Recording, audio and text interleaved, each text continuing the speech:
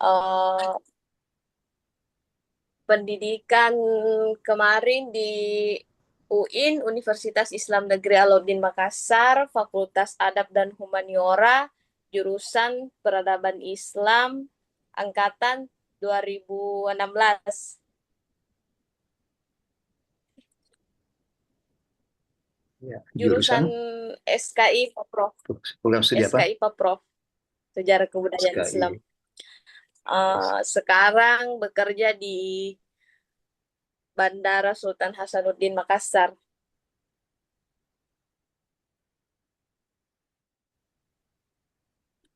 Apa? Sekarang bekerja Di mana? Di mana tadi? Sekarang bekerja di Bandara Sultan Hasanuddin Makassar, Pak Prof.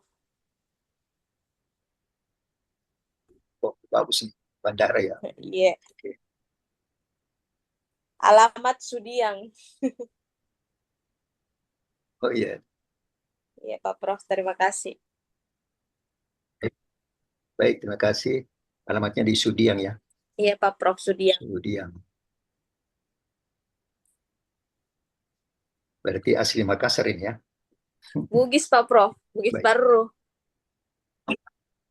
Oh, baru ya. Iya. Habis baru. Oke, saya kira dari Sudiang. Baik, terima kasih Saudara Indah Sari Dewi.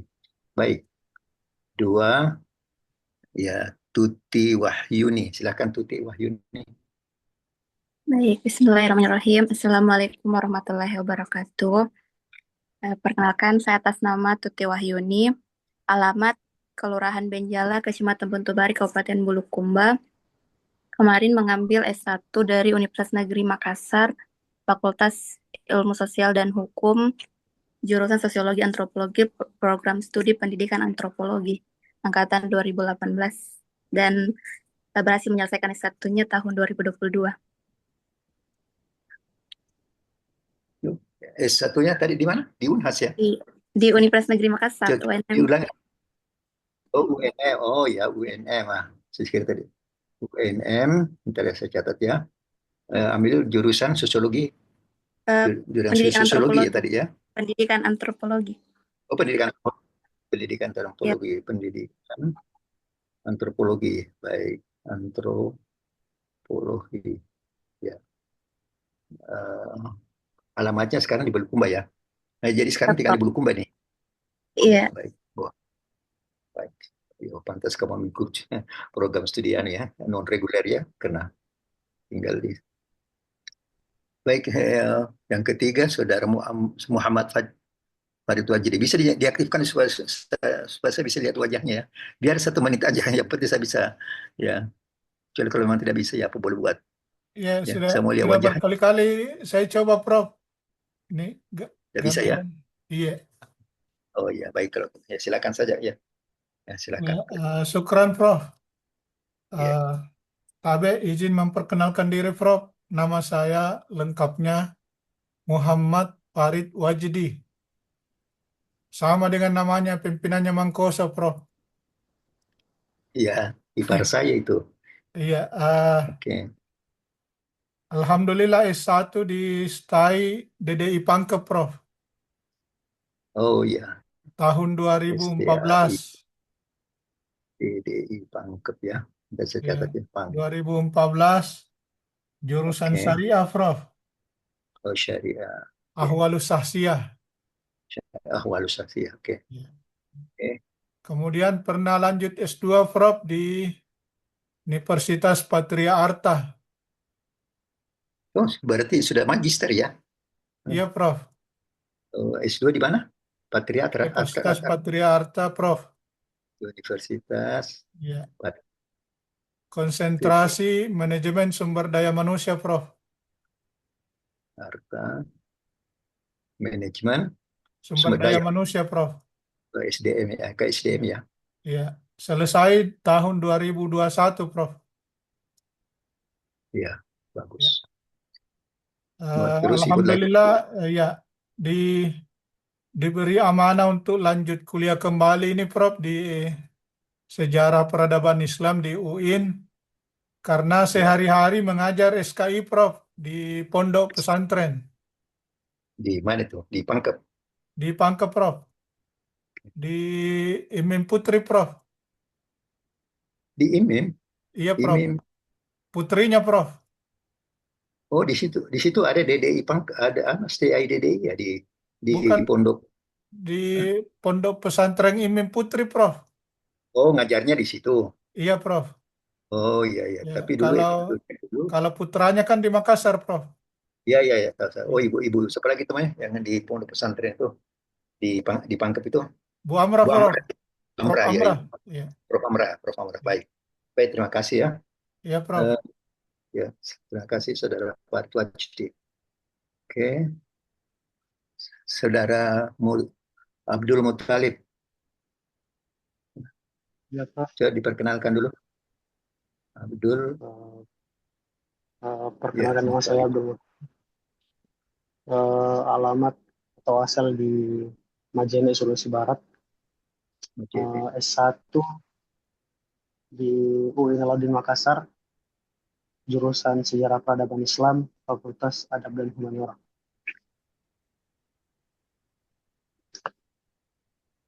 Ya, Terus saya lulus angkatan ya, 2020, lulus 2024. 2024 ya. Baik. Ya. Sekarang menetap di Majene sekarang, Saudara Talib. Sekarang. Iya, Alamat Prof. sekarang. Ya, Jadi, kalau sekarang di Majene, Prof. Biasa juga ke Makassar. Kalau di Makassar alamatnya di Perumnas Santa, Prof. Yang 210. tapi lebih banyak menetap di Majene. Terus di Majene mengajar Iya. atau bekerja ya? Gimana? Uh, Sekarang di anu, Prof. Itu Di Mamuju, Prof. oh, Mamuju. Oh, dia jauh sekali Iya, ya. iya. Baik, saya senang sekali motivasi kamu belajar luar biasa ya. Tinggal di keluarga di Majene, lalu kemudian di Mamuju luar biasa itu ya, kamu yang sangat apresiasi sekali dengan sifat seperti itu. Yang dari bulu kumba tadi itu ya, lalu lanjut di S2 mengambil jurusan sejarah kebudayaan Islam ya, alhamdulillah. Ya ini saya ingin mengenal lebih dekat sudah. Kalau sudah kalau tidak bermasalah HP-nya, jangan dimatiin berinteraktif ya. Ya, kecuali kalau bermasalah seperti saudara Farid Wajdi tadi memang tidak memungkinkan. Ya, saya ya luas saja sebenarnya. Kalau memang tidak mungkin ya Ya, jangan rusak dipaksakan. kayaknya ini, Prof, kameranya, Prof. Baiklah saudara sekalian. Ya, kalau Farid saya sudah mengerti ya, saya sudah paham ya. Tapi kalau Mutalib ini kan tadi kan, ya. Jadi gini, eh, mata kuliah ini akan berlangsung selama 8 kali pertemuan. Ya. Kemudian kita perlu ada kesepakatan dulu dalam meeting Zoom ini. Sebab Zoom meeting ini kan sama sebenarnya dengan offline, bertemu langsung ya. Cuma kalau berinteraksi langsung itu kan kita harus melihat wajah ya. Kecuali kalau misalnya tadi Surat Parito Akidi itu sudah mengemukakan kendala-kendala yang dihadapi ya saya cukup mengerti lah. Kecuali kalau misalnya bisa tapi tidak mengerti itu kan namanya bagaimana ya? Mungkin secara etika saja ya. Jadi ya namanya belajar mengajar itu kan lebih kalau interaktifnya itu lebih baik kalau kita bisa ketemu langsung ya. Ya, jadi itu. Kemudian yang kedua yang saya ingin sampaikan bahwa nanti mata kuliah ini akan dipandu oleh dua dosen saya dengan Ibu Dewi Anggraini ya. Ya, Dewi Anggraini. Kemudian yang ketiga yang saya ingin sampaikan ya bahwa eh, ada PPT saya, tapi saya dulu yang mengisi PPT itu, itu perkuliahan itu. Saya akan menjelaskan dulu ya secara teoritis bagaimana mata kuliah historiografi itu, ya. Lalu kemudian pada pertemuan-pertemuan berikutnya, mungkin pertemuan ketiga atau pertemuan keempat ya, tergantung dari kapan saya bisa menyelesaikan PPT saya untuk menjelaskan Nah, itu baru kita masuk kepada sesi diskusi dan seminar. Sesi diskusi dan seminar ini tentu tidak sama dengan seminar-seminar biasa yang kita lakukan di kelas. Saya mengambil model seperti kalau kita melakukan seminar internasional di perguruan tinggi, ya, yang sudah sering kali dilakukan, ya.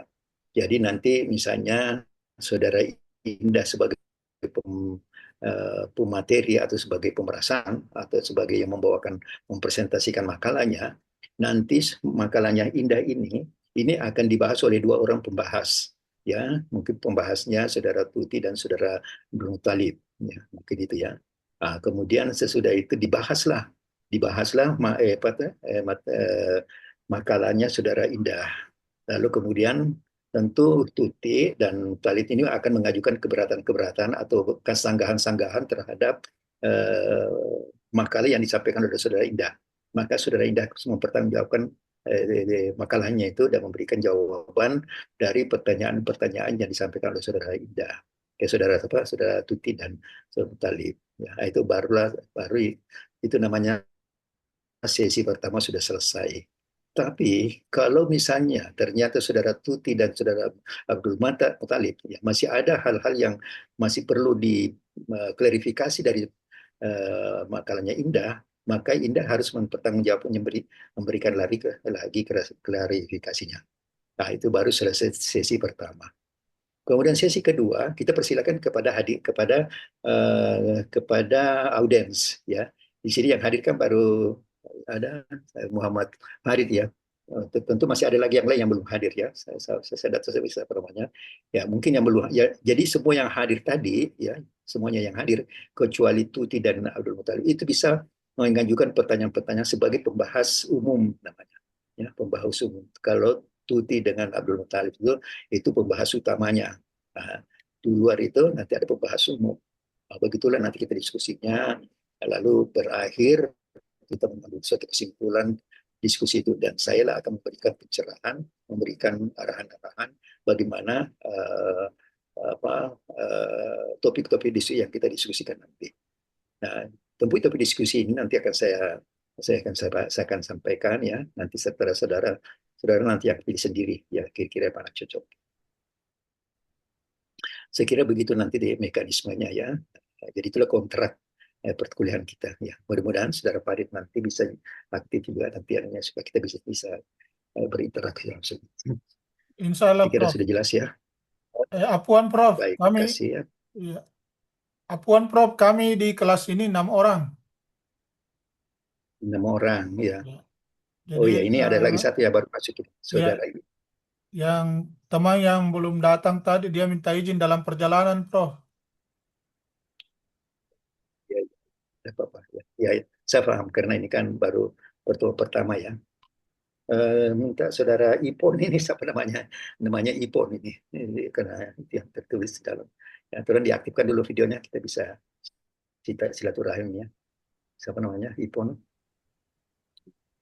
Tolong ini namanya diganti ya, supaya saya bisa Iya Pak, iya Pak. sekarang Iya, sebentar. saya mau catat di sini, ya. Ya, iya. Coba diaktif saja ya karena Ipon di sini namanya di sini.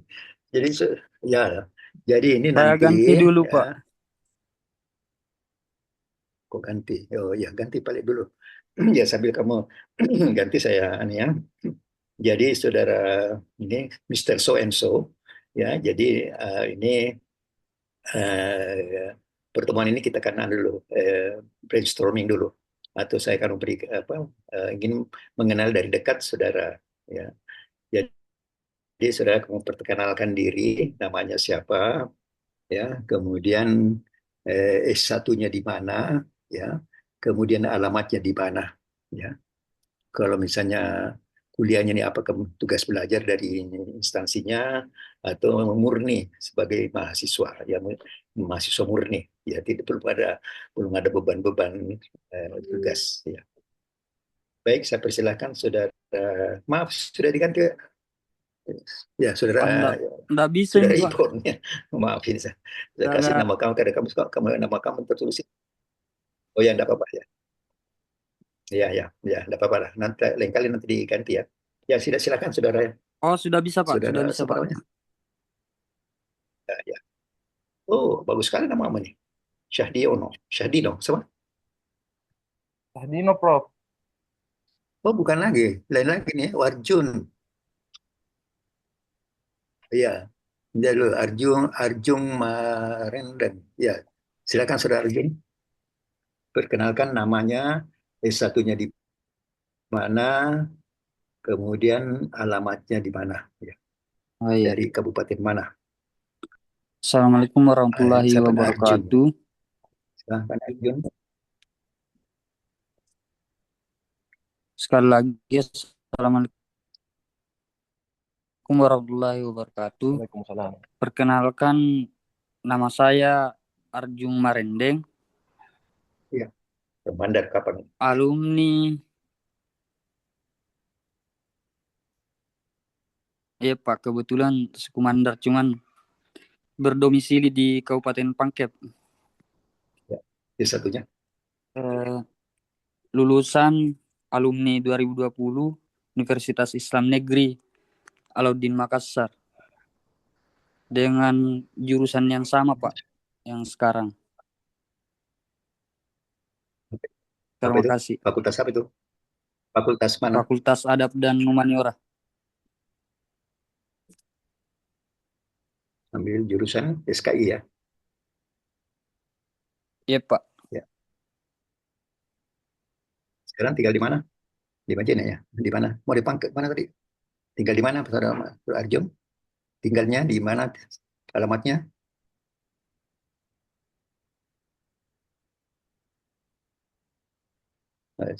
Oke, bermasalah Mah Arjun.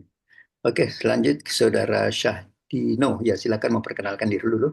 Syahdino. Ya, yang memperkenalkan namanya siapa, alumni tahun berapa, alumni di mana, satunya di mana, ya, asal daerahnya di mana, alamatnya di mana. Silakan, Saudara Syahdino. Ya, Assalamualaikum warahmatullahi wabarakatuh. Nama saya Dimas Sahdana. Saya alumni Sekolah Tinggi Ilmu Ekonomi Pelita Buana dengan berluluskan di tahun 2016 dan sekarang saya tinggal di Makassar Kota di Jalan Kapten Pierre Tendian Blok B nomor 3. Maaf, diulang dulu, S1-nya di mana tadi? S1 di Di Sekolah S1-nya Tinggi tadi saya. Ilmu di Sekolah Tinggi Ilmu Ekonomi Pelita Buana, Prof. Oh ya, Manajemen, iya. ST, STE, apa di Iya, IPA, di Pelita Buana. IPA, di aneh apa? Iya, Di, Pelita Buana. ya, ya. Ambil jurusan apa di situ? Manajemen, Prof. Jurusannya, ambil program Manajemen. studi apa? Manajemen, Mana? manajemen. Iya. Ini.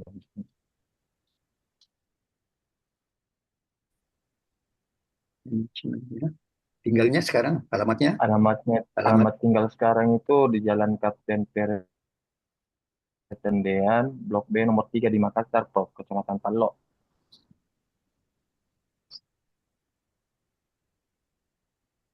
baik.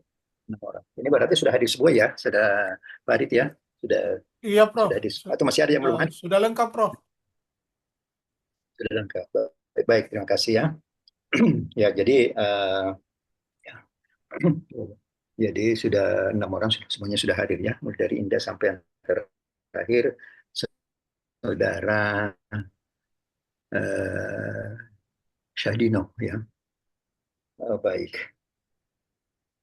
Saya kan mungkin ada baiknya kalau saya ya, eh, saya anunya apa? Saya share dulu anu saya.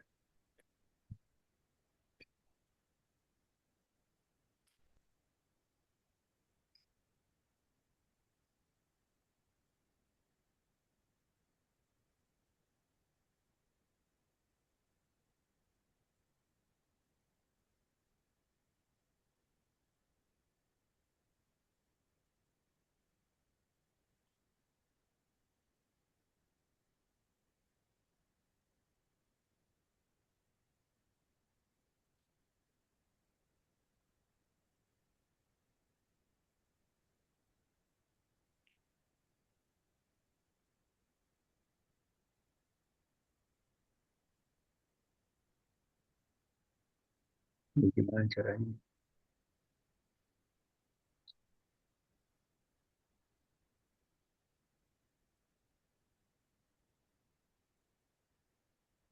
Ini gambarnya sudah kelihatan ya? Sudah kelihatan, Prof. Kelihatannya.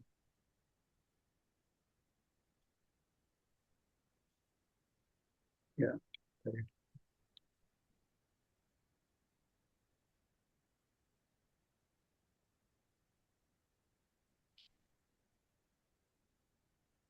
Ya, baiklah. Mana namanya? PPT-nya enggak kelihatan lagi ya? Kelihatan, Prof. Kelihatan? Iya, Prof. Kok- Kenapa di sini kena enggak? Ntar dulu.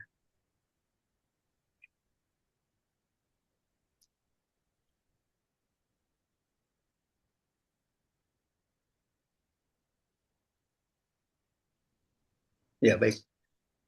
Ya, baiklah saudara sekalian. Eh, Mata kuliah ini. Jadi sudah kelihatan, saya ulang lagi. Jadi sudah kelihatan ya PPT-nya ini. Iya, Jadi kelihatan, Prof. ya, sudah. Kelihatan, Prof. Ya, baik ya. Jadi jadi ini mata kuliah historiografi Islam ya. Ini inisial ini PPT saya ini saya akan share juga ya. Jadi saudara bisa mencatat sepintas saja ya, cukup pokok-pokok pikirannya saya dicatat ya. Ya, saya juga harus memperkenalkan diri juga kepada saudara sekalian. Jadi ini mata kuliahnya historiografi. Nah, saudara sekalian, ini juga saya harus perkenalkan juga sih. Walaupun sudah pasti saya yakin saudara tentu sudah mengenal saya ya. Jadi saya itu lahir di Makassar ya. Kemudian S1 saya di Yayan Sunan Kalijaga di Yogyakarta. Kemudian S2 saya di Unhas, ambil jurusan sosiologi. Kemudian saya lanjut ke S3 mengambil jurusan ilmu sosial di sama di Universitas Hasanuddin. Kemudian 2010 saya mengikuti postdoktoral di Jerman ya. Kemudian tahun 2011 saya mengikuti short course di Kanada dengan spesifikasi Democratic Ottawa, Kanada. Pengalaman saya, pengalaman jabatan saya pernah jadi dekan di Fakultas Usuluddin, kemudian menjadi wakil rektor di UIN, kedua menjadi rektor, dan sekarang menjadi ketua Dewan Guru Besar. Sekarang jadi jabatan saya sekarang sebagai ketua Dewan Profesor. Ya, saya ingin memperkenalkan dulu historiografi itu apa dan apa saja yang mencakup dari historiografi. Saya harus menjelaskan ini karena saya lihat tadi latar belakang pendidikannya ya, ya ada yang dari antropologi ya. Kalau antropologi mungkin lebih dekat ya dengan dengan historiografi ya. Kemudian ada dari syariah ya, ini saudara Farid dari syariah. Kemudian dari ya Mutalib dari ya, SKI, Arjun juga dari SKI. Yang ini yang beda ini ya, saudara Syahdina itu dari gimana ya, itu manajemen. Jadi ya harus menjelaskan ini aja supaya ini sudah bisa jelas, bisa paham betul. Jadi saudara sekalian, ini saya ambil satu saja ya, satu pengertian historiografi itu ya, menurut Sumargono dalam bukunya Metodologi Penelitian Sejarah. Jadi historiografi ini sebenarnya adalah penulisan sejarah ya. Jadi historio kan artinya sejarah, grafik kan artinya penulisan. Jadi historiografi itu adalah penulisan sejarah. Ya, jadi penelitian historiografi ini menyebut ada beberapa langkah-langkah yang langkah-langkah yang dilakukan dalam seorang peneliti sejarah. Nah, langkah terakhir itu ya, setelah melakukan suatu penelitian sejarah, langkah terakhir itulah yang disebut dengan historiografi ya. Jadi kalau kita misalnya penelitian sejarah itu kita mulai dari kajian-kajian teks dulu, lalu kemudian kita ke lapangan, ya kemudian menganalisis data, kemudian apa namanya itu merangkum, menganalisis datanya, lalu kemudian kita menulis sejarah itu. Nah, menulis sejarah itulah yang disebut dengan historiografi. Ya, nah saudara sekalian, ya, jadi historiografi ini terbentuk dari kata Yunani yaitu historia dan grafien. Ya, historia berarti sejarah, ya. Nah, sedangkan grafien artinya gambaran dari apa yang kita baca. Nah, itu apa yang kita tulis. Jadi kalau sederhananya itu historiografi itu adalah penulisan sejarah. Tentu penulisan sejarah ini tidak ujuk-ujuk langsung kita menulis sejarah, ya, tapi harus melalui suatu proses penelitian sejarah. Jadi intinya jadi historiografi ini adalah penelitian sejarah yang berakhir dengan historiografi. Jadi paham ya? Ini saya berusaha mencari bahasa yang lebih mudah dipahami. Jadi pengertian historiografi adalah ilmu yang mempelajari metode penggambaran atau penulisan sejarah. Seperti asal-usulnya dari mana, riwayat bagaimana, pengetahuan tentang peristiwa pada masa lalu bagaimana, lalu kemudian ya, merekonstruksi peristiwa-peristiwa masa lalu itulah ya yang lalu kemudian kita tulis, itulah yang disebut dengan historiografi. Yang jelas ya. Nah, ada 4 jenis historiografi. Ada 4 jenis historiografi, yakni yang historiografi tradisional, historiografi kolonial, historiografi nasional, historiografi modern. Nah, ini berikut penjelasannya. Jadi ini mungkin saudara bertanya loh, kenapa bisa penulisan sejarah macam-macam ini? Apakah nanti tidak bertentangan nanti misalnya historiografi tradisional, ya, lalu kemudian setelah masuk fase penjajahan, lalu kemudian historiografi tradisional itu berubah sesuai kehendak kolonial ini. Ya, itu bisa terjadi seperti itu, ya, karena penulisan sejarah yang oleh kolonial itu tentu dia menulis sejarah untuk kepentingan kolonial. Tapi begitu selesai kolonialisme, ya, pulang ke negaranya, ya, masuk pada fase nasionalisme. Nah, tentu nasionalisme dia mengoreksi lagi historiografi yang ditulis pada masa kolonial. Nah, demikian juga pada masa historiografi nasional ini, lalu kemudian masuk pada fase reformasi misalnya, ya, atau masuk masa modern, itu bisa lagi dikoreksi lagi. Jadi mungkin sudah bertanya, kalau begitu tidak ada kepastian dong dalam sejarah. Kenapa kita? Jadi saudara-saudara, disinilah perlunya kita belajar tentang historiografi. Ya, disinilah pentingnya kita belajar historiografi, bahwa kebenaran itu tidak boleh diubah-ubah. Ya, walaupun itu kalau memang historiografi tradisional seperti itu, ya jangan dikaitkan dengan kepentingan kolonial, lalu kemudian mengeksploitasi tulisan-tulisan yang tradisional itu yang disesuaikan dengan kolonialisme. Nah, gitu. Nah, baik. Sekarang kita jelaskan sedikit satu persatu ya. Apa historiografi tradisional itu apa? Ya. Historiografi tradisional itu adalah ya karya tulis sejarah yang dibuat oleh pujangga-pujangga kerajaan, ataupun adapun pujangga-pujangga yang dimaksud yang berasal dari kerajaan Hindu, kerajaan Buddha, ya itu masih zaman-zaman Sriwijaya itu dulu, ya, kemudian masuk pada kesultanan Islam, ya, yang pernah ada di Nusantara. Jadi historiografi tradisional itu banyak dipengaruhi oleh sistem kerajaan pada waktu itu. Ya. Apa itu sistem kerajaan? Ya pada masa Sriwijaya atau pada masa pada masa Islam, ya. Nah, itu bagaimana sejarah itu terjadi pada masa di Nusantara ini. Nah, itulah jadi saudara sekalian, misalnya Kesultanan Islam misalnya ya, ada misalnya dalam Kesultanan Islam, karena kita kan bicara tentang historiografi Islam ya. Jadi kejelasan Islam. Ini kita mulai itu Islam itu masuk kapan masuknya Islam di Nusantara ini ya. Kapan masuknya Islam? Ya, lalu kemudian bagaimana perkembangannya? Siapa yang masuk? Siapa yang membawakan ajaran Islam? Nah, nanti di situ kita akan temukan itu beberapa teori-teori tentang Kesultanan Islam itu. Dulu namanya kerajaan Islam, lalu kemudian ada bukan lagi kerajaan Islam, tapi menjadi Kesultanan Islam ya.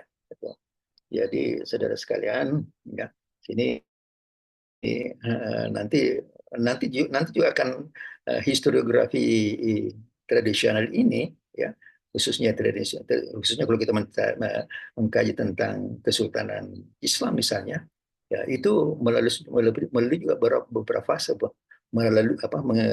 terdapat juga beberapa teori-teori ya. Ada teori yang mengatakan bahwa Islam itu datangnya dari Gujarat, ada yang mengatakan Islam itu dari apa langsung dari Mekah ya. Ada juga yang mengatakan Islam itu dari Singapura ya. Macam-macam itu anunya pendapat ya. Tapi itu masing-masing penulisan secara tradisional itu ya, itu sudah terdokumentasi dengan baik ya, bagaimana Islam masuk di Nusantara itu dengan beberapa teori-teori itu tadi ya. Jadi ya taruh tadi masuknya Islam ya. Kenapa ketika masuk Islam ini masih bercampur aduk dengan ajaran Hindu atau ajaran Buddha? Oh, ternyata menurut teorinya Islam itu berasal dari Mekah. Penyebar Islam dari Mekah itu dia transit dulu di Gujarat. Nah, ternyata di Gujarat ini kan dipengaruhi oleh ajaran-ajaran Hindu di sana. Nah, lalu kemudian masuk ke Indonesia jadi. Tapi ada juga mengatakan tidak, ya. Itu Islam itu bukan dari Gujarat, tapi langsung dari Mekah. Dari Mekah langsung ke Nusantara. Tapi ini bisa dikompromikan. Islam yang masuk dari Mekah langsung ke Nusantara ini itu biasanya itu singgahnya masuknya itu melalui pintu Minangkabau atau di Padang ya.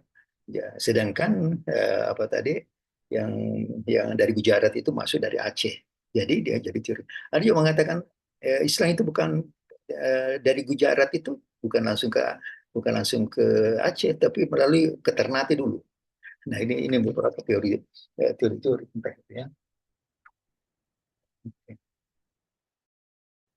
Nah, kemudian masuk kepada historiografi kolonial.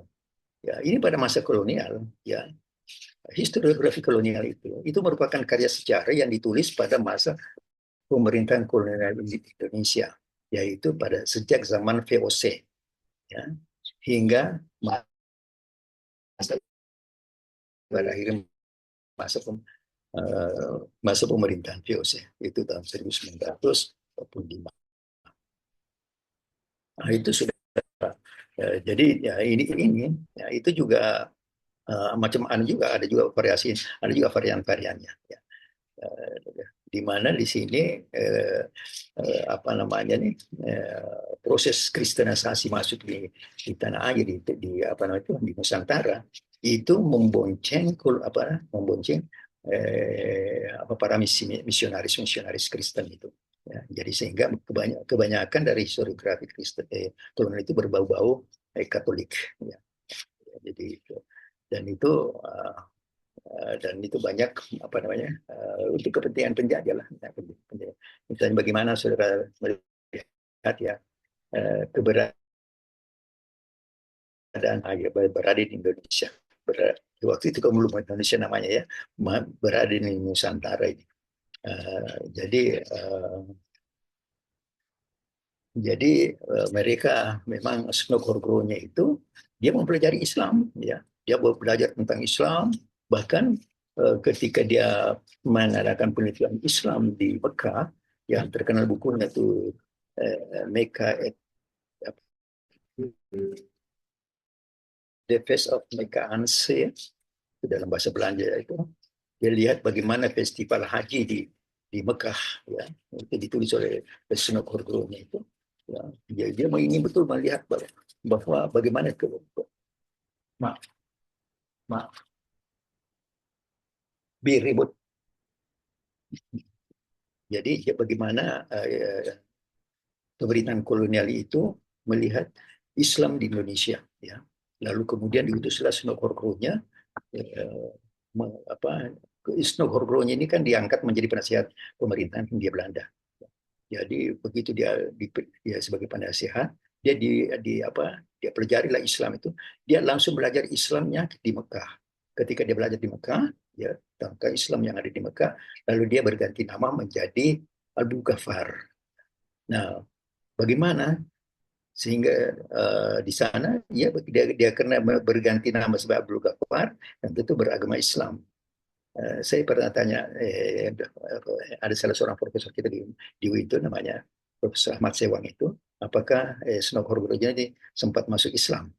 Dia bilang tidak, dia tidak pernah, dia meninggal dalam keadaan kafir itu. Ya. Tapi dia sempat masuk, tapi dia dokumennya semua itu beragama Islam. Nah itu caranya. Ya. Jadi begitu melihat bagaimana Islam itu, sehingga apa namanya nih? Indonesia ini dikenal bahwa kita dijajah oleh Belanda itu selama kurang lebih 3,5 abad. Karena memang begitu pentingnya itu penulisan sejarah itu, ya. Ada yang menarik dari Senok Horgrojo, ya. Pertama kali ada namanya gelar kafir, ya. Haji Umar, ya, Haji Abdul Muthalib, ya. Itu haji, ya. Itu semua orang yang datang pulang dari Mekah itu diberikan gelar haji.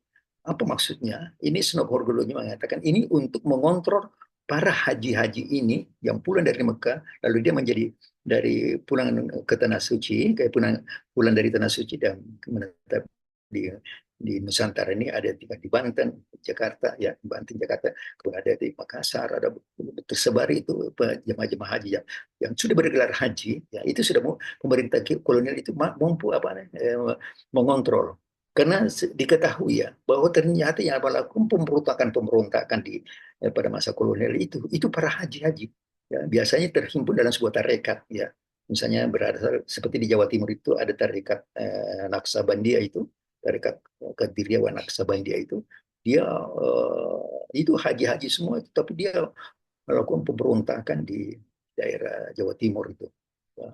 Dan banyak sekali itu, ya. Jadi itulah. Jadi penulisan historiografi kolonial itu penulisan sejarah yang dilakukan oleh masa kolonial itu untuk mendukung pemerintahan kolonial. Jadi memang motifnya sudah beda, ya. Kalau tadi historiografi internasional itu agak motivasinya itu untuk meletakkan bagaimana posisi kerajaan pada saat itu. Nah, kalau ini bagaimana melanggengkan kekuasaan dengan mempelajari Islamnya. Tapi bukan hanya Islam, ya. Kalau pada masa kolonial itu di situ juga membonceng itu para misionaris. Ya, itu. Nah, kemudian saudara sekalian, yang ketiga itu masa historiografi nasional. Jadi historiografi nasional ini adalah penulisan sejarah yang dilakukan oleh sejarawan Indonesia pasca proklamasi kemerdekaan. Jadi ketika para penulis-penulis sejarah, ya, setelah proklamasi kemerdekaan itu, ya, sudah merdeka ini, ya, tadi masa kolonial itu sudah hilang itu, ya. Ini lalu kemudian historiografi ini ditunjukkan untuk, nah, jadi penulisan sejarah itu menggunakan Indonesia sentris, ya. Jadi penulis-penulis seperti Sartono Kartodirjo, ya, kalau kita di Indonesia itu banyaklah penulis-penulis sejarah kita itu, ya, siapa itu, ya, nanti dilihat, saya agak lupa juga. Jadi banyak sekali penulisan-penulisan sejarah pada masa nasional itu, ya. historiografi nasional itu sudah mengoreksi apa namanya nih mengoreksi penulisan-penulisan sejarah sebelumnya. Ya, itu dengan bagaimana kita membangun karakter bangsa itu. Jadi seperti misalnya gini, kalau misalnya di historiografi kolonial, bahwa seakan-akan kemerdekaan Indonesia itu merupakan hadiah bagi kolonial. Itu cara pandangnya begitu. Ya, karena orang-orang kolonialis itu dia mau dianggap orangnya baik, ya. Lalu kemudian dikatakan bahwa kemerdekaan bangsa Indonesia itu hadiah dari pemerintahan kolonial. Historiografi nasional itu sudah membantah itu bahwa bagaimana kita menunjukkan ya karakter bangsa kita ini ya, dalam penulisan sejarah. Jadi banyak ya penulisan sejarah kita itu yang luar biasa ya. Jadi bagaimana membangun karakter bangsa itu, bahwa memang kita perjuangan itu sangat visi kebangsaannya itu ya kenegarawanan itu sudah sangat jelas ya. Tetapi saudara sekalian, ya ini nanti dalam mengisi kemerdekaan itu, ya itu ada lagi fase-fasenya, ya. Jadi misalnya bagaimana sejarah pada waktu itu ingin dikontrol, dikendalikan oleh Islam, ya. Kemudian terjadi pemberontakan atau terjadi pengkhianatan dengan melakukan pemberontakan di Madiun, lalu kemudian sebelum di Madiun juga ya, kemudian waktu sebelum kemerdekaan kan sudah terjadi juga, lalu kemudian di Madiun, kemudian terakhir itu waktu pada zaman PG30S itu, gerakan 30% PKI itu. Jadi lalu kemudian masuk kepada masa Orde Baru ya, di situ semakin memperkuat itu bagaimana identitas bangsa kita ini. Itu historiografi nasional. Memang historiografi nasional ini kita pernah dibelokkan itu terutama dari golongan komunisnya. Kemudian historiografi yang keempat itu adalah historiografi modern. Ya, historiografi modern itu merupakan penulisan sejarah yang menggunakan metode analisis kritis. Jadi sudah lebih maju nih ya, sudah melakukan metode analisis kritis berpedoman pada prinsip sejarah sebagai ilmu. Ya. Jenis historiografi ini sangat mementingkan fakta, sebab berdasarkan temuan-temuan fakta yang ada, sebuah sejarah bisa diterima dengan benar dan sesuai dengan akal manusia. Jadi historiografi ini sudah fakta-fakta ilmiahnya ya.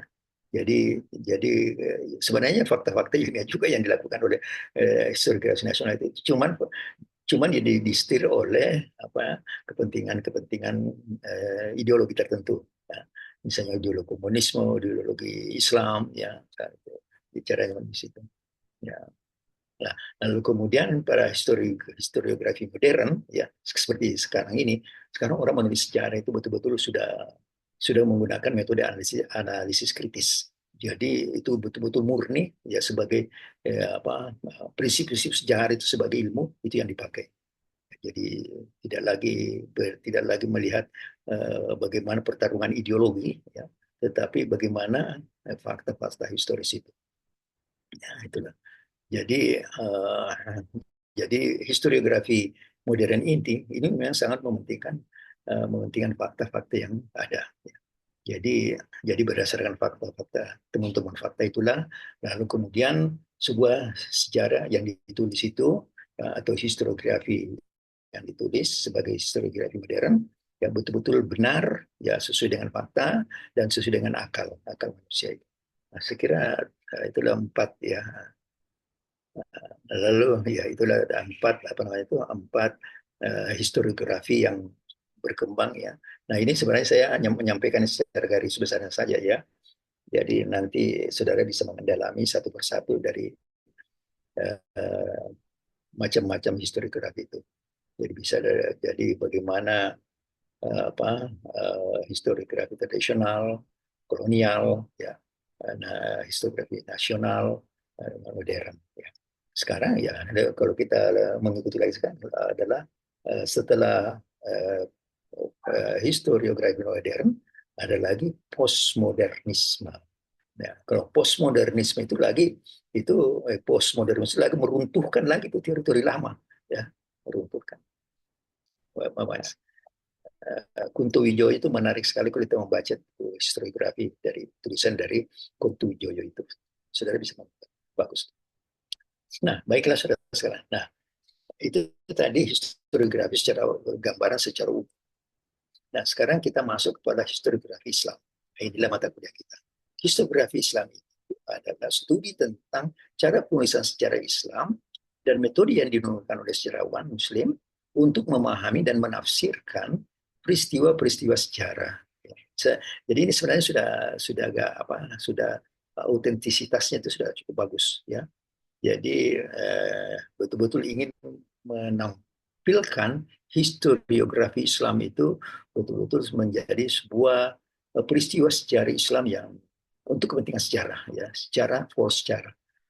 Kalau tadi kolonial itu sejarah untuk kolonial, ya. Kalau nasional, ya, historiografi nasional untuk.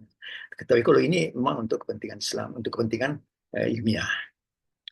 Nah, yang pertama yang kita harus lihat ini adalah sumber sejarah Islam. Dari mana sumber sejarah Islam itu bisa kita peroleh? Nah, saudara sekalian, di sini saya bacakan ya. Historiografi Islam menggunakan sumber-sumber sejarah seperti Al-Quran, hadis, kitab-kitab sejarah Islam untuk memahami peristiwa-peristiwa sejarah Islam. Nah, jadi kalau kita bicara tentang sejarah Islam, ya, maka kita harus melihat sumber-sumber sejarah itu seperti Al-Quran, hadis, kitab-kitab sejarah, ya. Nah, jadi sumber-sumber sejarah Islam itu dapat berupa sumber primer, ya, yang bersifat dokumen asli, atau sumber sekunder yang dokumen yang dibuat berdasarkan sumber-sumber primer. Ya, jadi saudara sekalian, sumber sejarah, ya. Jadi mengapa kita terlalu jauh ke belakang, ya, mengatakan bahwa sumber sejarah itu adalah dari Al-Quran? Ya, karena memang fakta sosiologisnya, ya, itu masyarakat Islam itu kan perilaku sosialnya itu kan selalu didasarkan kepada Al-Quran dan hadis. Ya. Peristiwa jihad di Makassar, di Indonesia, ya. Nah, itu kan pasti berasal dari teks Al-Quran itu sebagai sumber motivasinya. Ya, ya. Ya, jadi ya, dari Al-Quran, hadis, walaupun sebenarnya kalau kita bicara tentang hadis, wah ini kan ada kan jurusan sendiri hadis itu terbagi-bagi lagi kan, yang mana ya hadis mutawatir, hadis hasan, ya. Hadis sahih, hadis hasan, hadis dhaif. Ya, kalau melihat dari kualitas hadis itu kan ada 3, ya. Apakah dia sahih atau hasan atau dhaif? Ya, kemudian kalau kita lihat lagi dari segi perawinya, apakah mutawatir atau apa lagi?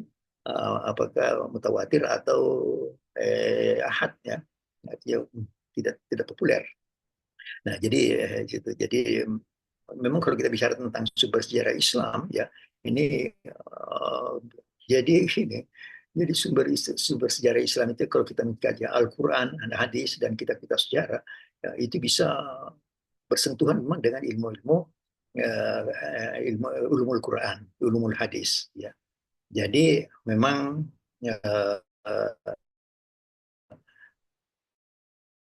apa namanya nih ulumul Quran dan ulumul hadis atau kitab sejarah itu, ya, itu selalu menjadi rujukan bagaimana memahami menggali sejarah Islam itu, ya. Ini sumber sejarah yang ditulis oleh para orientalis, ya. Kalau saudara pernah dengar, ya, orientalis menulis tentang sejarah, ya. Saya mengambil satu contoh, ya, mungkin saudara biasa juga pernah dengar. Ada seorang orientalis yang bernama H.R. Gibbs, ya. Gibbs mengatakan bahwa Islam itu adalah Muhammadanisme. Islam ya adalah Muhammad. Jadi Islam itu adalah faham Muhammad. Nah, kalau kita membaca bukunya H.R. Gibbs ya, seakan-akan menggambarkan bahwa Islam itu adalah buatan Muhammad ya. Karena dikatakan Islam is Muhammadanism. Islam itu adalah pahamnya Muhammad. Pada itu para orientalis itu ya, itu makanya orientalis itu dalam menulis penulisan sumber sejarah selalu menjadi sasaran kritik itu Al-Quran dan hadis ya.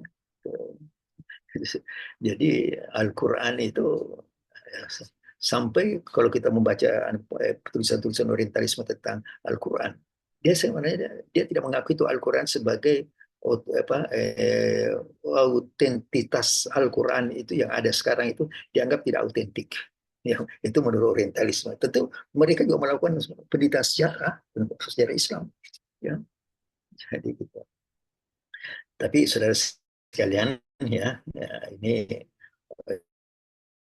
sebagai bahan kajian saudara nanti ya, harus paham betul bahwa jangan kita melihat sumber sejarah itu hanya sumber sejarah yang ditulis oleh orang Islam, tapi harus kita juga melihat bagaimana sumber sejarah itu yang ditulis oleh orang luar Islam. Nah, kita bisa membandingkan ya, ada ketentu kalau kita sebagai orang Islam ini bukan apologi ya, bukan, tapi faktanya bahwa ternyata orang-orang orientalis itu ya menulis Al-Quran itu banyak mengelabui ya.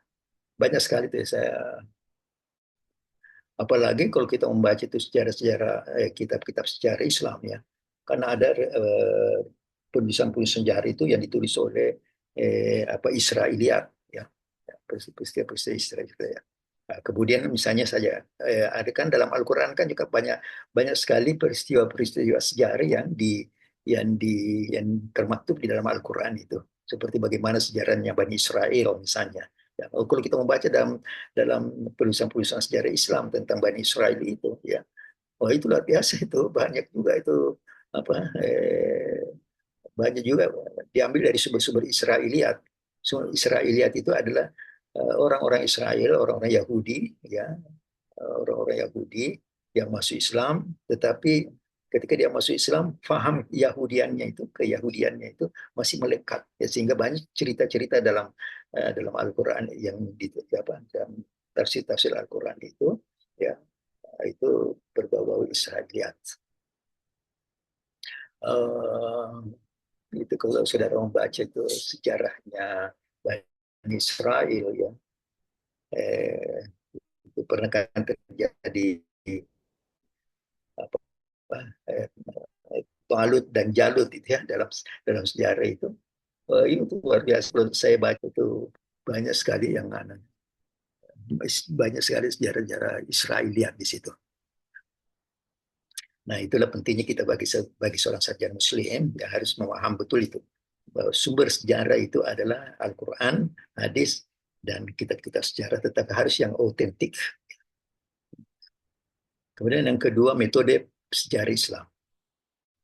Ini perlu dipahami. Metode historiografi Islam itu menggunakan metode sejarah seperti analisis kritis, interpretatif, sintetis ya, untuk memahami peristiwa sejarah Islam.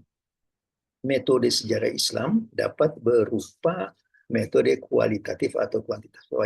Ini sebenarnya ya, sebenarnya metode kualitatif dan kuantitatif itu semua bukan hanya saja sejarah Islam ya, termasuk pada penulisan sejarah pada umumnya itu menggunakan metode ini, metode kualitatif dan kuantitatif.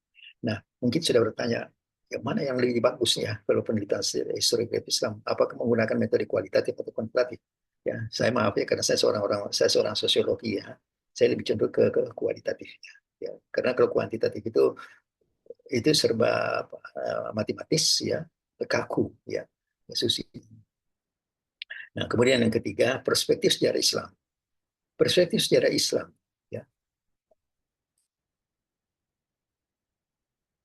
Kita sampai jam berapa ini? jam 1, sampai jam 3 ya. Nanti kalau sudah selesai. Baik. Nah, bagaimana perspektif sejarah Islam? Historiografi Islam itu dapat menggunakan perspektif sejarah berbeda-beda seperti perspektif teologis, historis, dan sosiologis. Perspektif sejarah Islam dapat mempengaruhi sejarawan Muslim memahami dan masing. Jadi gini, jadi dalam perspektif sejarah ya itu bisa menggunakan perspektif teologis. Nah, kalau kita menggunakan perspektif teologis maka sumber sejarahnya itu diambil dari Al-Quran dan Hadis. Gitu. Jadi kalau kita menggunakan perspektif teologis, ya. Tapi kalau kita menggunakan perspektif historis, ya ini historisitasnya itu peristiwa sejarah itu, ya maka kita harus mengambil sumber sejarah itu dari kitab-kitab sejarah, tentu kitab-kitab sejarah Islam. Ya. Jadi gitu. Nah, adapun tentang tulis bisa kita berangkat dari sumber sejarah itu dari Al-Quran dan Hadis. Kenapa? Karena perspektif sosiologis sebagai sebuah pendekatan sosiologis bisa kita memahami dulu bagaimana konteks masyarakatnya, ya, sehingga ayat itu turun misalnya. Jadi, nanti saya kira saudara sekalian dalam sebuah penelitiannya nanti pada akhir menyusun skripsi ada disertasi tesisnya nanti, yang kalau saudara menggunakan pendekatan sosiologis ya itu harus bagaimana kita tentu perspektif sosiologis itu kan perspektif, tapi kan ada teorinya, plural ataukah menggunakan teori konflik ataukah menggunakan teori sistem, ya macam-macam teori-teorinya dia. Ya. Kalau saya mengajarkan sosiologi itu paling luas sekali itu. Nah, sehingga perspektif sejarah Islam itu dapat mempengaruhi cara sejarawan Muslim memahami dan mengakseskan peristiwa sejarah. Jadi perspektif sejarah Islam itu tadi ya, ini perspektif sejarah sejarah Islam itu sebenarnya sudah menggunakan ilmu bantu, ya, yang kita sebut dengan ilmu bantu teologis, historis, sosiologis. Terserah kita melihat yang mana kita mau pakai. Kalau menggunakan pendekatan perspektif teologis, berarti kita lebih banyak melakukan pendekatan kajian-kajian teks, Quran atau hadis.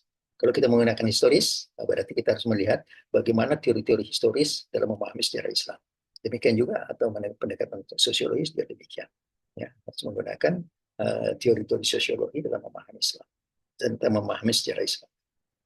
Kemudian yang keempat adalah teori sejarah. Nah, kalau tadi ini perspektifnya ya, nah sekarang teorinya. Nah, ini ya kalau bicara tentang teori ini sangat luas sekali. Sekarang teori sejarah Islam, ya, historiografi Islam dapat menggunakan teori sejarah seperti teori Islamisme, kemudian teori modernisme, kemudian teori postmodernisme, kemudian teori postmodernisme untuk memahami peristiwa sejarah Islam. Jadi gini, kalau kita menggunakan teori Islamisme itu sebenarnya sudah teori klasik gitu ya, teori klasik yang digunakan oleh sejarah historiografi Islam, ya. Jadi bisa menggunakan teori modernisme. Kalau teori modernisme dia mencoba untuk bagaimana mengoreksi Islam, teori Islamisme itu. Kalau teori postmodernisme itu menghancurkan teori modernisme, lalu kemudian postmodernisme. Jadi memang postmodernisme ini sepertinya kembali meruntuhkan teori modernisme. Jadi teori sejarah Islam itu dapat mempengaruhi sejarawan ya untuk memahami dan mengakseskan peristiwa-peristiwa sejarah. Nah, itulah teori-teori sejarah. Nah, yang terakhir adalah kritik sejarah Islam. Nah, ini yang perlu dilakukan oleh para sejarawan Islam ya dalam menulis historiografi. Historiografi Islam itu dapat menggunakan kritik sejarah untuk mengevaluasi sumber-sumber sejarah Islam dan metode sejarah Islam. Jadi melakukan autokritik. Ya. Sejarawan Muslim memahami kekuatan kelemahan sumber sejarah Islam dan metode. Jadi itulah apa. Jadi kritik sejarah Islam itu ya saya harus jalan. Ya, bukan berarti bahwa sejarah Islam dari dulu ya dipertahankan begitu. Tapi kalau sudah ada temuan-temuan teori kan, ya dalam menulisan sejarah, ya mengapa tidak harus dikoreksi, ya dikoreksi. Ya, jadi ini kan kita bicara tentang teori secara teoritis ya. Nanti bagaimana nanti implementasinya ketika saudara melakukan penelitian di lapangan, ya tentu akan beda kita. Nah, saudara sekalian, nah inilah beberapa program sejarah historiografi Islam, ya. Yang pertama itu adalah Ibnu Ishaq, ya. Beliau itu adalah sejarawan Arab yang terkenal dengan karyanya Sirah Rasulullah, ya tentang sejarahnya Rasulullah yang merupakan salah satu sumber utama tentang kehidupan Nabi. Nah, ini bagaimana kehidupan Rasulullah, ya itu bagus dibaca itu Sirah Nabawi, Sirah Rasulullah yang ditulis oleh Ibnu Ishaq. Kemudian ada juga Al-Waqidi, sejarawan Arab yang terkenal dengan karya Kitabul Magazi. Ya, jadi ini merupakan salah satu sumber utama sejarah Islam pada masa Nabi. Jadi memang pada masa Nabi itu sebenarnya sudah ada sejarawan ya, sudah ada sejarawan Arab pada waktu itu yang karyanya ya itu ditulis ya itu terutama tentang sejarah pada masa Nabi. Ya. Kemudian Ibnu Sa'ad ya, sejarawan Arab yang terkenal dengan kitabnya dengan karyanya Kitabut Tabaqatul Kabir, ya, merupakan salah satu sumber utama tentang sejarah Islam pada masa Nabi Muhammad SAW yang para sahabatnya. Karena ada berapa tuh Asyurian atau Bari. Kalau At-Tabari saudara kan biasa sudah mungkin sering baca kitab-kitabnya At-Tabari ya. Dia itu seorang sejarawan, ya dia bukan dari Arab tapi dia dari Persia, Iran sekarang ya, Iran, Persia yang terkenal dengan karyanya Tarikh Rusul wal Muluk. Jadi sejarah Rasul dan raja dan Rasul, ya, Nabi dan Rasul, Nabi dan raja. Ya. Karena begini, itu pada masa pemerintahan Islam itu, pada masa Islam itu ya, ada juga biasanya ada rasul ya, ada juga raja ya. Itu pada dalam kalau kita melihat sejarah para nabi-nabi dulu itu ya, dia sejak dari sumbernya dari Nabi Adam misalnya, itu ada raja ya, ada mul, ada rasul, ada nabi, ada raja, ada juga hanya raja saja, ada juga hanya nabi saja ya. Jadi itu kalau kita melihat sejarah Islam dari masa Nabi Adam itu ada yang nabi. Kalau Nabi Musa itu kalau pada masa Nabi siapa lagi namanya itu Nabi Ismail ya. Siapa namanya tuh? Yusuf ya. Yusuf itu nabi, dia seorang raja. Nah, ini yang menarik ini adalah tulisannya Ibnu Khaldun. Ilmu Khaldun ini adalah seorang sejarawan dan sekaligus dia seorang sosiolog Arab yang terkenal dengan karyanya Muqaddimah yang merupakan salah satu karya terbesar dalam historiografi Islam yang membahas tentang teori sejarah, sosiologi, dan ekonomi. Jadi Ibnu Khaldun ini memang agak unik orangnya. Ibnu Khaldun itu dia bisa dikatakan bahwa dia sebagai seorang sejarawan. Tetapi bisa juga dia dikatakan sebagai seorang sosiolog dan dia juga bisa dikategorikan seorang ekonom. Karena dalam teorinya itu dalam karya Muqaddimah itu ya, dia menulis tentang teori sejarah. Misalnya bagaimana teori asabiyah itu ya. Kalau kita melihat teori asabiyah ya, itu bisa memang kita lihat sebagai sebuah peristiwa sejarah, tetapi juga bisa sebagai sosiolog ya. Bagaimana asabiyah itu membangun sebuah kekuatan sosial ya, itu kan berarti kan perspektifnya kan teori sosiologi ya, sehingga ada yang mengatakan bahwa Ibnu Khaldun itu seorang sejarawan ya, oke, ya betul, bisa juga. Ada yang mengatakan Ibnu Khaldun itu bukan sejarawan tetapi dia seorang sosiolog ya, bisa juga. Kemudian bagaimana membangun ekonomi masyarakat Baduy pada waktu itu ya, dia berarti dia juga seorang ekonom juga. Jadi ya saya kira tidak perlu dipertentangkan. Bisa kita melihat perspektifnya apa. Apakah menggunakan perspektif sejarah atau perspektif sosiologi atau perspektif ekonomi. Sehingga Ibnu Khaldun itu bisa tiga-tiganya itu. Dia seorang sejarah, dia seorang sejarawan, tapi dia seorang sosiolog juga. Ya, baiklah saudara sekalian, karena ini baru pertama ya, nanti kita lanjutkan nanti pada sesi berikutnya, insya Allah nanti pertemuan berikutnya saya akan bicara tentang jadi mansi saya ya yang akan memberikan. Ya. Ya, jadi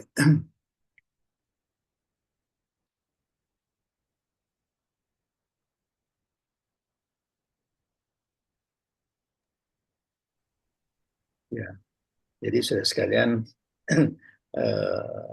kuliah kita ini saya akhiri saja dulu sini ya.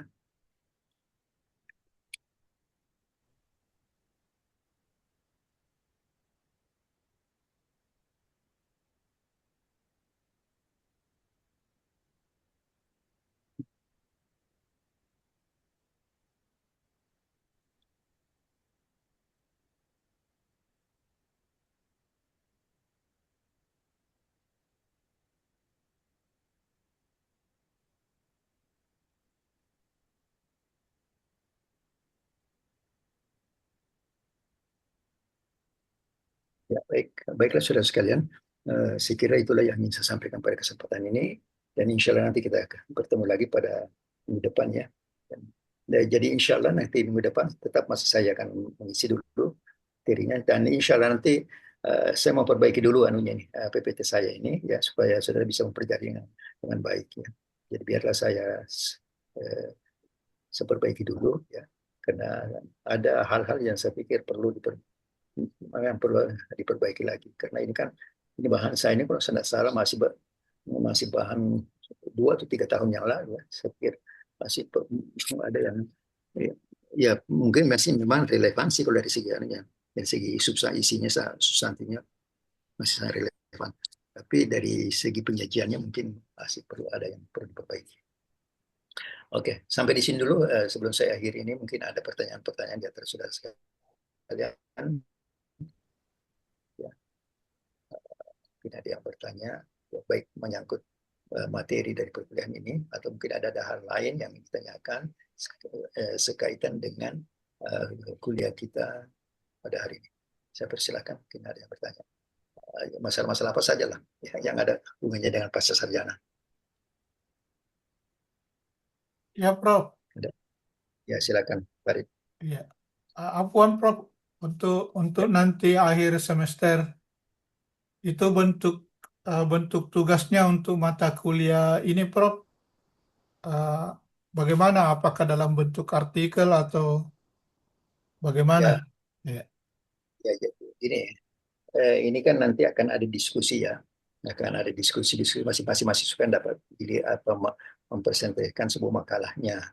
Ya, saya minta nanti makalah yang kita diskusikan itu dimasukkan dalam jurnal ya, supaya saudara tidak bertanggung jawab sendiri ya. Ini artikel ini sudah didiskusikan dalam kelas, berarti kan tanggung jawab kita semua ya, termasuk saya bertanggung jawab dari isi makalah itu.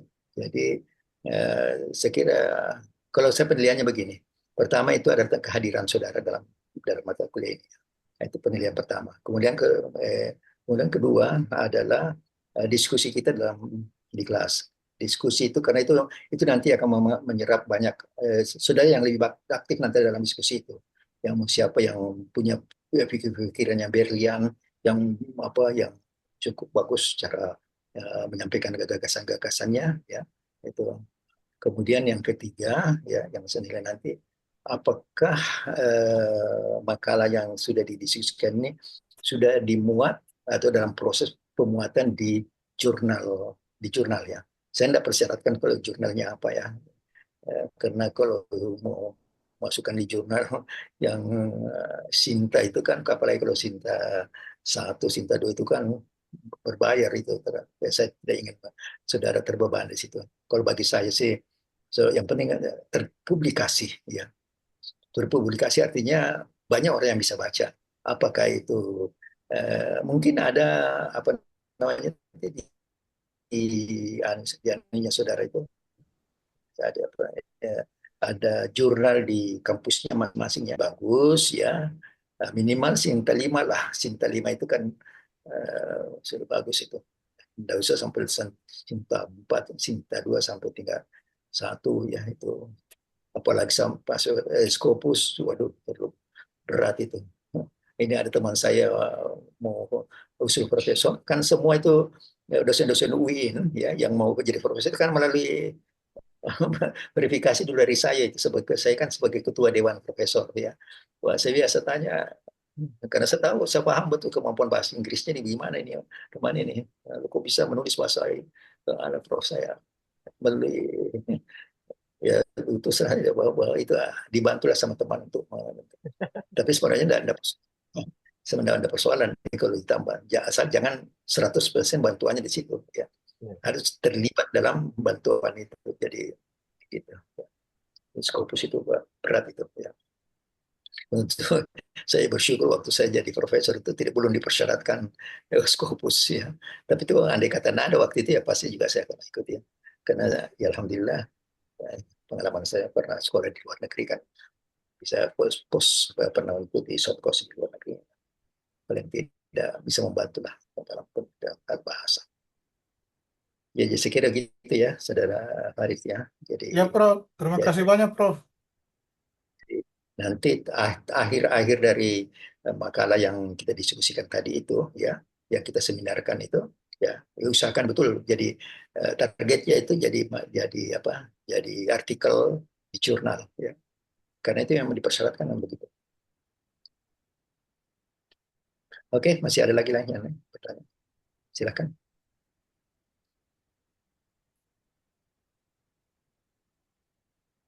Ya, baik kalau sudah tidak ada ya, kita cukupkan sekian saja dulu. Ya, insya Allah kita akan ketemu lagi minggu depannya, insya Allah. Ya. Baik, Ya. Kasih banyak, Prof. pertemuan kita siang hari ini dengan sama-sama membaca hamdalah. Alhamdulillahirrahmanirrahim. Assalamualaikum warahmatullahi wabarakatuh. Waalaikumsalam. Waalaikumsalam. Oke, saya Terima live kasih, dulu. Prof. Baik. Saya live dulu ya.